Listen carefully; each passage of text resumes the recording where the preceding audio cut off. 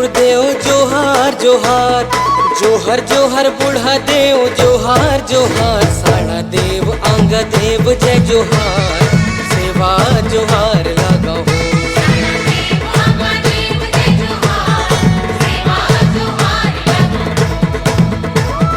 जोहर जोहर बस तेरे सरगुजा जोहार, जोहर जोहर छत्तीसगढ़ जोहार जोहार, सबो सगा ता हमर जय जोहार, सेवा जोहार लागो हो।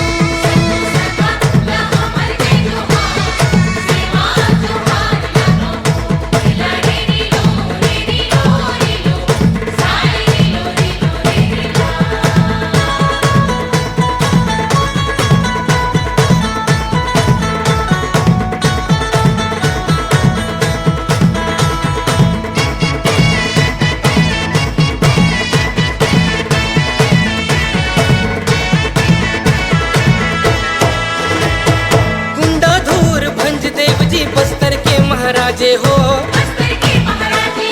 गढ़मंडलों में बाजा बाजे बावन घड़े नाचे हो, बूढ़ी माई शीतला माई जोहार जोहार, सात बहिनियां जंगो दाई जोहार जोहार, सबो सगा ला हमर जय जोहार, सेवा जोहार लागो हो।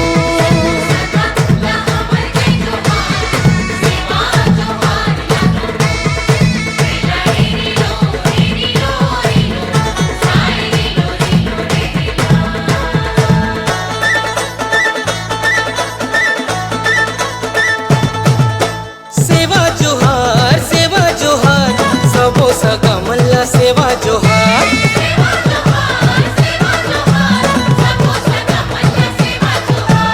एक पेड़े अमली एक पेड़ बुहार,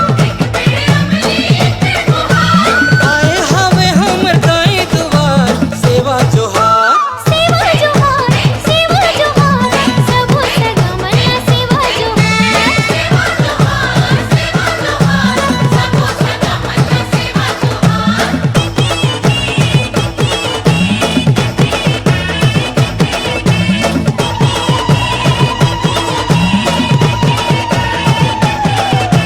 छत्तीसगढ़िया बस्तरिया मैं यहाँ के मूल निवासी,